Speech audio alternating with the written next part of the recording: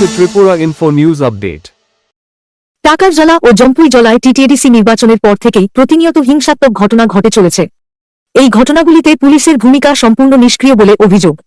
তাই এলাকার বিধায়ক বিশ্বজিৎ কলি এবং এনডিসি সুরজ দেববর্মা শুক্রবার রাজ্য পুলিশের মহানির্দেশকের সঙ্গে ডেপুটেশনে মিলিত হন। শুনুন তিনি তাঁরা কি বলছেন। Today, as elected representatives of Takarjala, Jompuijala, I along with my honorable MLA, we visited DGP, Director General of Police in Agartala headquarters. Why is that? Since from the very long back, there was a blast and there was a gunfire in our own constituency. For that reason, the law and order is not being maintained in our constituency. What happened is in that on 10 April during the during the postponed elections, during the election time of TTDC general election, the contesting candidate of BJP named Nirmal Devarma, in his house, the police has recovered 2 guns and bombs, but still now there was no such actions. Even the SP of Sipaijala district, Vijay Devarma, was hard with catapult, and there was no such Somoto case also. And regarding in that, in spite of that, in the last 9 May, there was again a serious loss in our own constituency. So where is the law and order in our constituency? We have filed many petitions, we have filed many complaints in various police stations like Jompuijala, Takarjala, to SDPU and OCs, but there was no such action has been taken till now. That's why today I along with our honorable MLA, we came to meet DG, Director General of Police here in the headquarters, and seeking him, requesting him to bring peace and prosperity in the area of Jompuijala and Takarjala. And if this thing is being continued again and again, how would you assure the people of Jompuijala and Takarjala to bring peace? Our Chief Minister has been keep on saying that kauke chara hobe na, which means no one is going to spare. So is the Chief Minister of Tripura is working only for BJP or is he working for some other political party? The Chief Minister of Tripura, being the home, who has been handling the home department, he should be in neutral, whether it is from BJP, whether it is from WATA, whether it is from CPM. See, whenever you see the culture of Tripura after pre or post elections, it brings the culture of West Bengal. The violence happened only in West Bengal and Tripura. Why? Why can't we bring the example, the changes of Tamil Nadu? Why can't you bring the changes of Kerala? Why can't you bring the changes of Assam?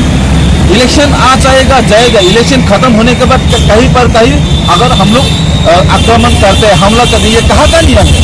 We want to change the system. We don't want the system which has been repeatedly again, which is being happening during the time of CPM regime in the year since from past 35 years.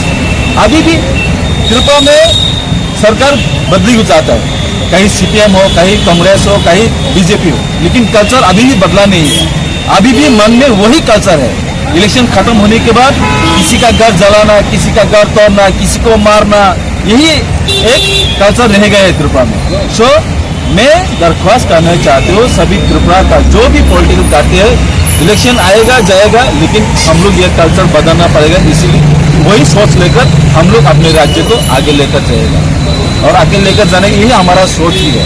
तो the chief minister should act promptly on this matter.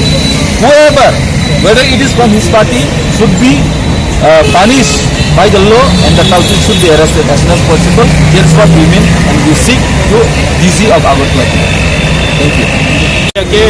নমস্কার এবং ধন্যবাদ জানাই, আপনারা আজকে আমাদের সঙ্গে এসেছেন। অ্যাকচুয়ালি আজকে আমরা ডিজিপির সঙ্গে আজকে দেখা করতে এসেছেন।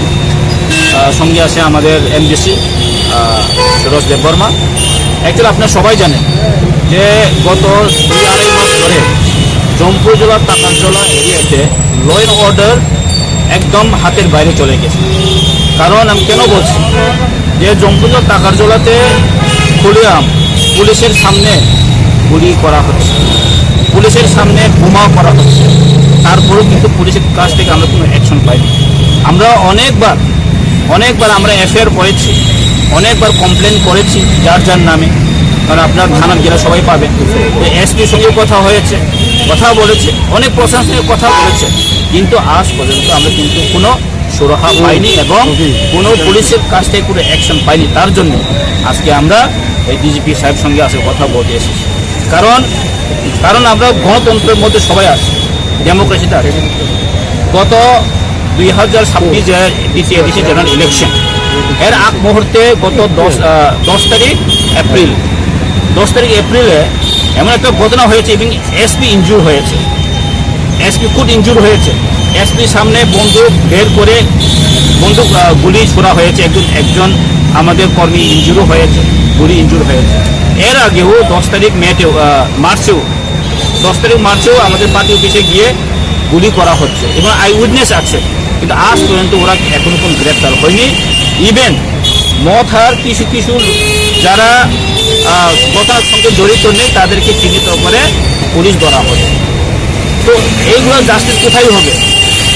তো এর জন্য আজকে আমরা ডিএ সাহেবের কথা বলেছে এবং আমরা চাই আমাদের এরিয়াতে ল অ্যান্ড অর্ডার পিস থাকুক, সবার পিস থাকুক। এখন আমরা এটাই চাই যে ল অ্যান্ড অর্ডার থেকে, কারণ ডিজিপির উপর তো আর কেউ নেই ল অ্যান্ড অর্ডারে, ডিজিপির পরে হচ্ছে মাননীয় মুখ্যমন্ত্রী। কারণ আমি কেন বলছি, অ্যাকচুয়ালি এই রাজ্যে ল অ্যান্ড অর্ডারের এখন যে হোম ডিপার্টমেন্ট মাননীয় মুখ্যমন্ত্রীর কাছে আছে। মাননীয় মুখ্যমন্ত্রীকে আমি বলতে চাই যে মাননীয় মুখ্যমন্ত্রী এরকম জায়গাতে ইন্টারফেয়ার করা উচিত, কারণ রাজ্যের ল অ্যান্ড অর্ডার মেনটেন করা আমাদের সবার দায়িত্ব এবং রাজ্যের মুখ্যমন্ত্রী ওনার আরও বেশি দায়িত্ব। তো মাননীয় মুখ্যমন্ত্রীর কাছে, মাননীয় মুখ্যমন্ত্রী আপনি সবাই জানেন উনি তো ভদ্র মানুষ এবং উনি সবসময় বলে থাকেন যে এরকম যারা কালপিটদেরকে ছাড়া হবে না, এরকম যারা কালপিটকে আমরা কিন্তু আইনগতভাবে নেওয়া হবে। কিন্তু অনেক দিন হয়ে গেছে আইনগতভাবে কিছু নেওয়া হয়নি, তো তার প্রশ্নের জবাব কে দিবে?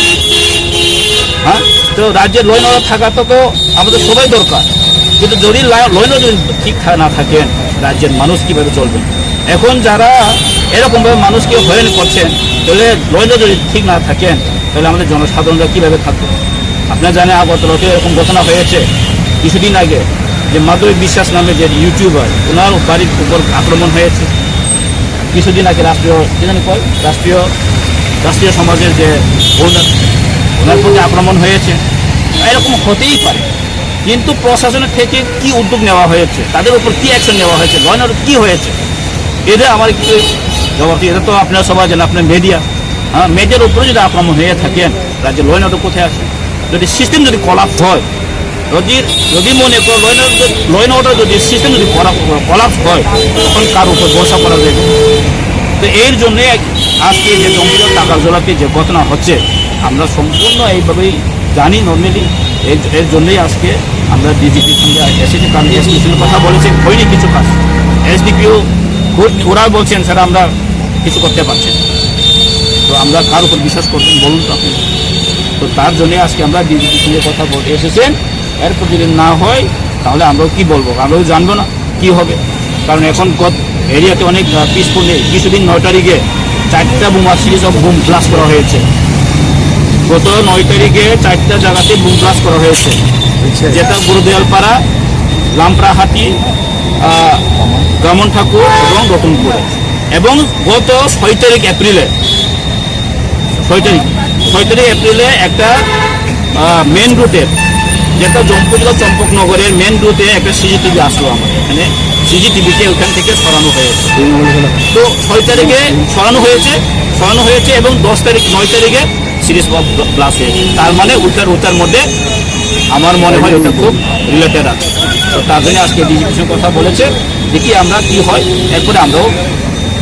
এরপরে To Tripura Info and press the bell icon so that you never miss any latest updates and news on Tripura.